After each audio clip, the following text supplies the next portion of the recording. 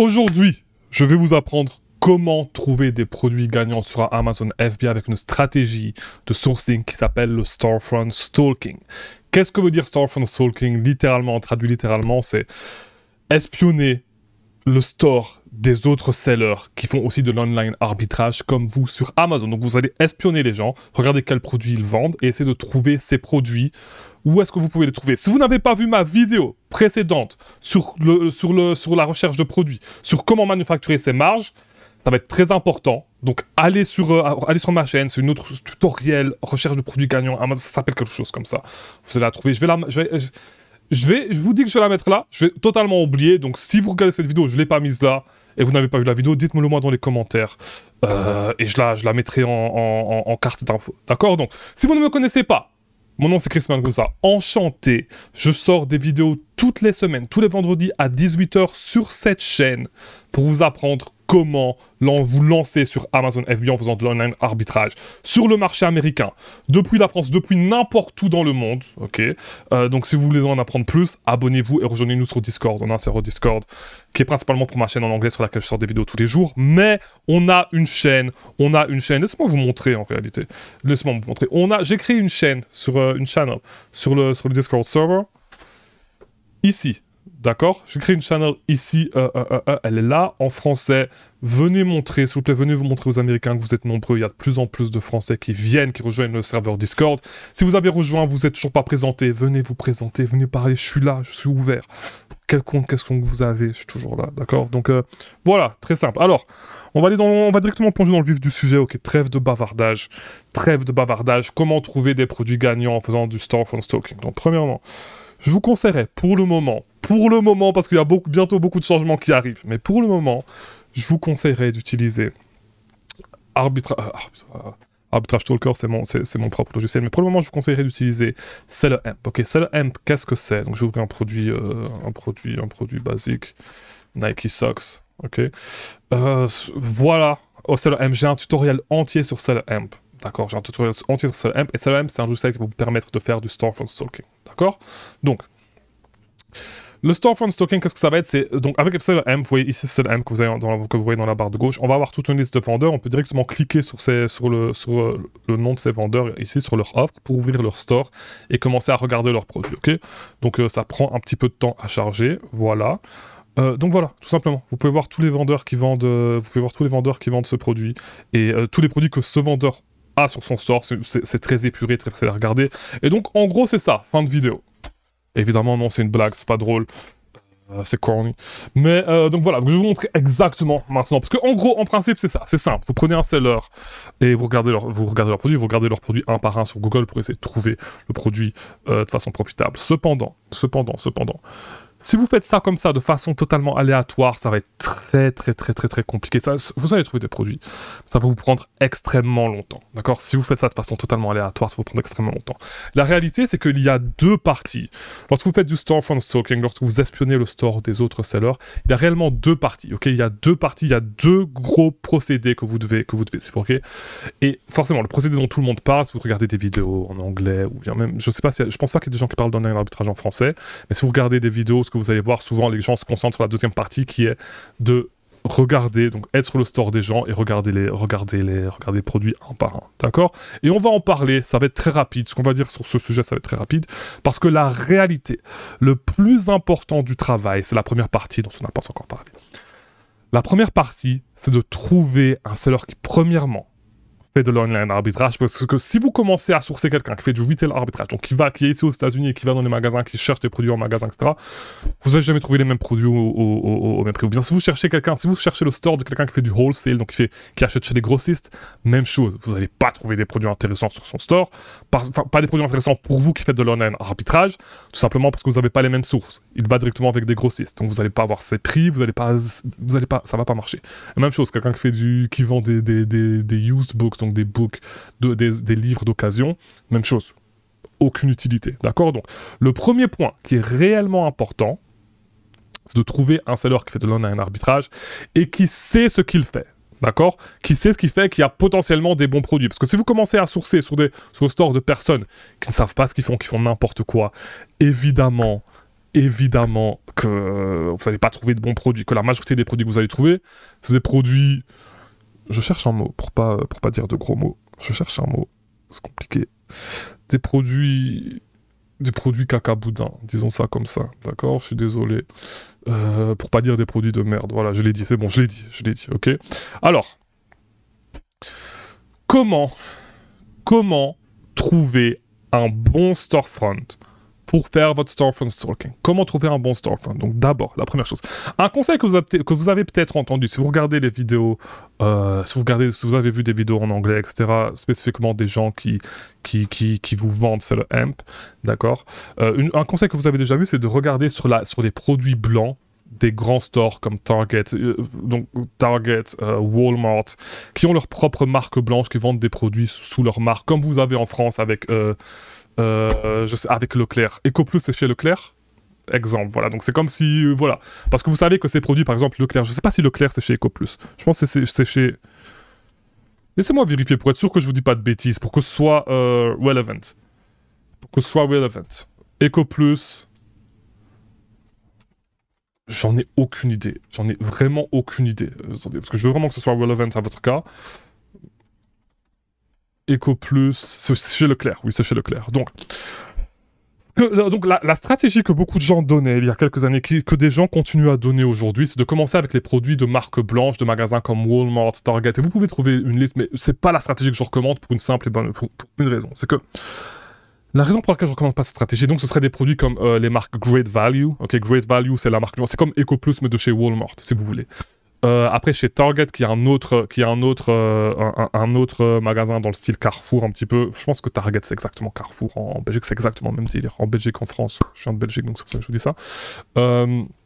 Donc Target, ce serait Gator & Gamble, j'ai oublié le nom des marques, peu importe. Mais c'est pas une bonne stratégie. La raison pour laquelle c'est pas une bonne stratégie, c'est que aucune personne qui fait de l'online arbitrage et qui sait ce qu'elle fait vend ses produits. D'accord? Donc vous allez juste tomber sur des gens bizarres, je sais pas où est-ce qu'ils trouvent leurs produits. Potentiellement, les gens qui vendent ces produits sont des gens qui font du retail arbitrage et qui achètent les produits quand ils sont heavily discounted, quand ils ont des grosses discounts chez Target, chez Walmart, etc., mais qui les achètent en store. Vous n'allez pas trouver ces deals-là en ligne.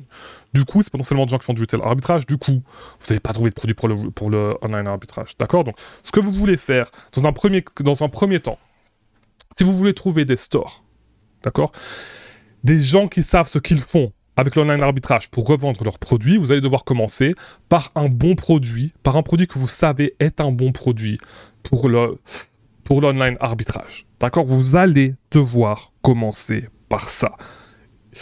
Idéalement, un produit que vous savez est potentiellement... parce que, évidemment, si vous vendez depuis la France, si vous ne préparez pas vous-même vos produits, potentiellement, vous n'allez pas vendre de produits qui se vendent en dessous de $25. D'accord? Parce que vous allez envoyer un prep center et ça coûte de l'argent, etc. Donc, généralement, c'est des produits qui se vendent au moins à 25-30$ unité que vous allez vendre par votre prep center. D'accord? Donc, vous voulez aller le plus proche possible des produits que vous avez... soit vous avez déjà vendus, parce que, évidemment, si... la meilleure source par laquelle vous pouvez commencer votre storefront stalking, c'est de commencer par aller sur un produit que vous avez déjà vendu vous-même et qui s'est déjà vendu super vite, d'accord? Vous savez que c'est un très bon produit.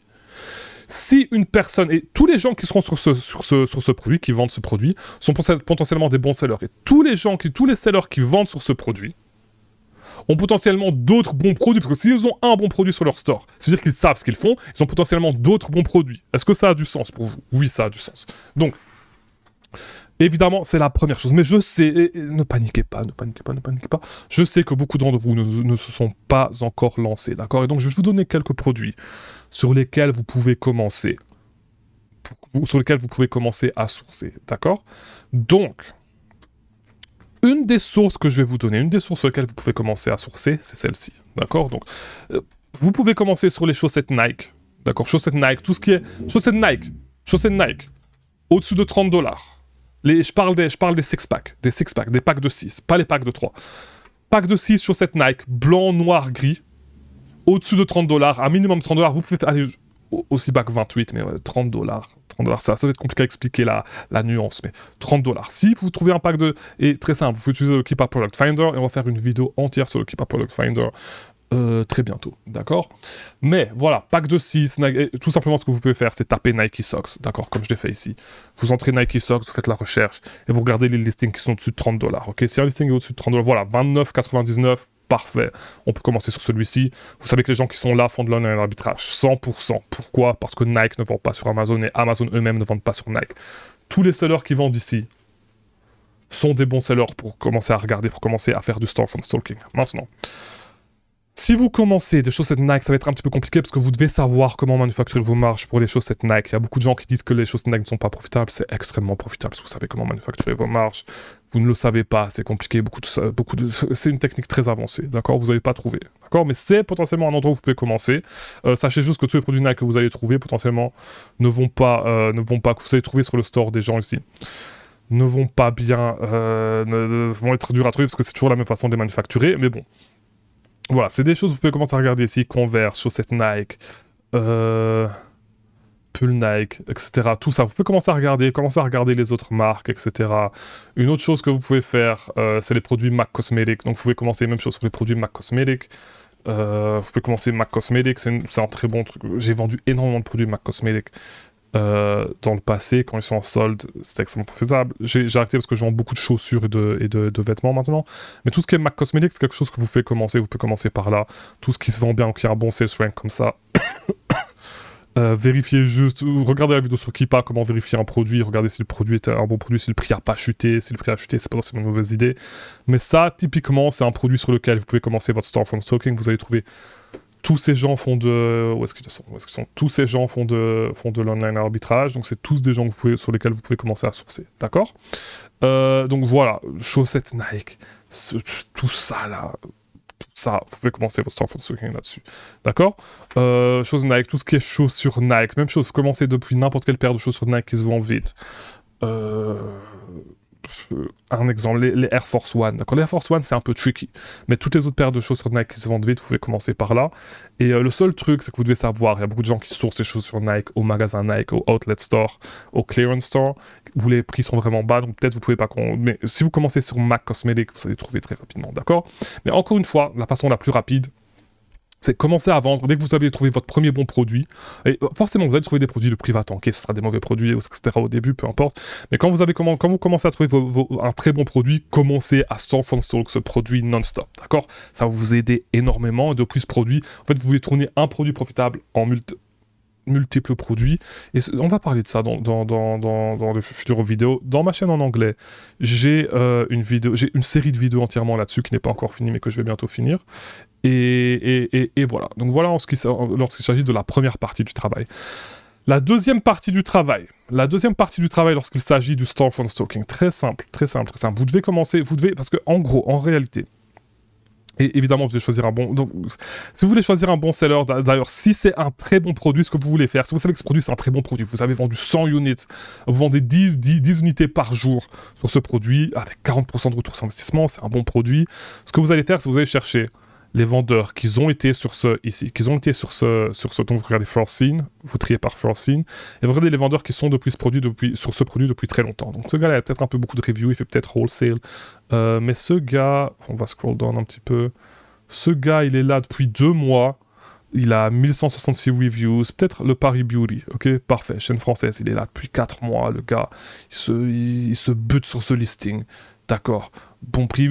Évidemment, vous voulez regarder si le gars, il vend au moins pas... le gars, en fait, il vend pas, il est là depuis, mais il vend pas, donc c'est parce que c'est un noob. Donc voilà, celui-là, c'est peut-être le cas avec lui. Mais attendez, on va regarder les buy box statistics. Prime 111. Peut-être le Prime 111, là, c'est un gars intéressant à regarder, il a 38,76. Donc voilà, c'est très simple. Je vais ouvrir son store, voilà, et je vais le mettre dans... Je vais ouvrir un gars random. Je vais ouvrir un gars random, et voilà. Donc voilà, vous voulez trouver des gens qui savent ce qu'ils font, qui vendent depuis un moment sur ce listing. Tout ça, voilà. Here we go. Voilà, donc voilà, je copie et colle son URL ici, et voilà. Donc maintenant, avec Seller M, ce que je peux faire, c'est voir les marques qu'il vend, voir les catégories. Donc lui, c'est un gars, il est à fond dans les produits de beauté. Il est à fond dans MAC Cosmetics. Donc voilà, si vous vendez du MAC Cosmetics, c'est une façon très rapide de trouver des autres produits de MAC Cosmetics.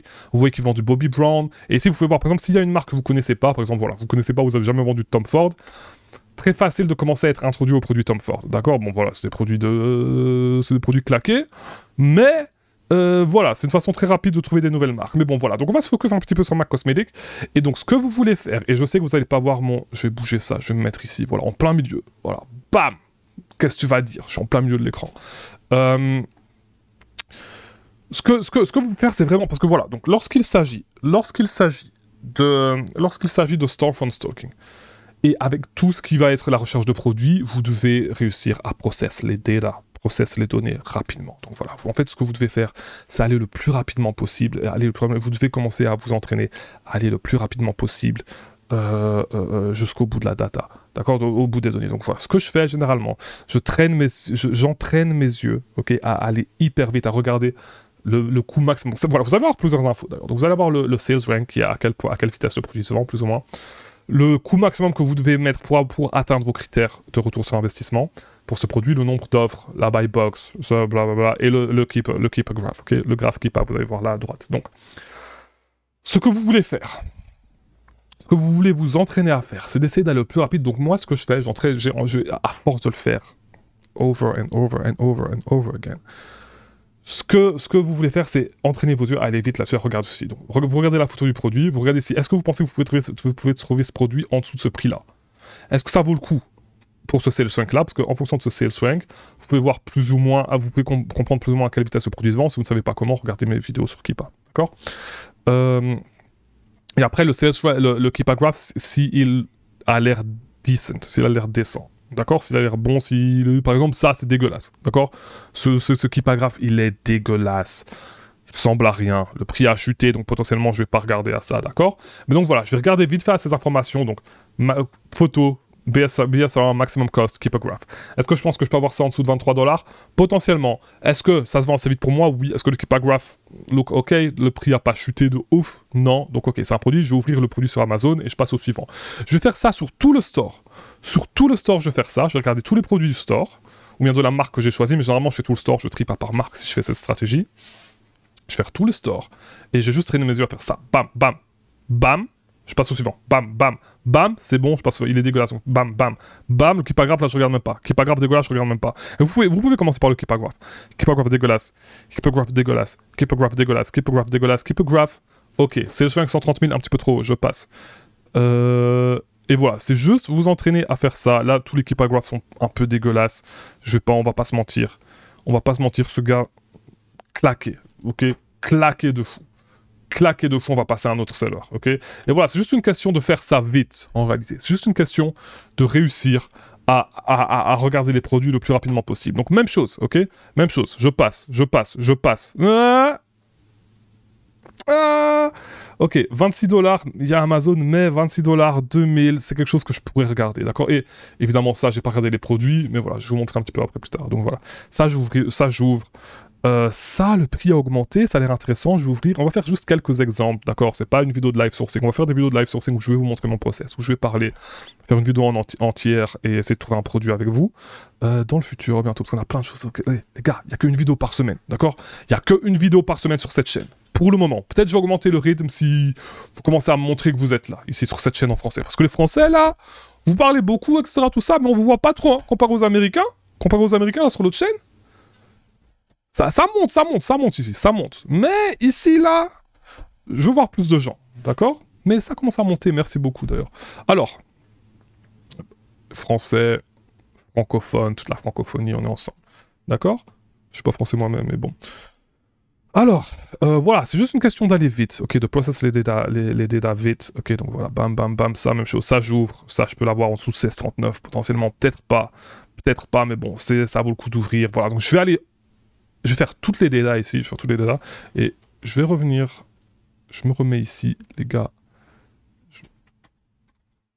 voilà, et donc, voilà, maintenant j'ai quelques produits ouverts et généralement je fais tout le store comme ça, j'ouvre tous les produits et après seulement je commence à regarder les produits un par un, je regarde pour avoir plus d'informations. Donc ça potentiellement, est-ce que ça vaut le coup? Je regarde les buy box statistiques, est-ce que ça vaut le coup? Oui, ça vaut le coup. Amazon n'a pas tellement la buy box, Amazon a la buy box que 7% du temps. Donc ce que tu fais après, c'est que tu vas regarder sur Google le produit. Tu cliques là pour ouvrir le produit sur Google, d'accord frérot?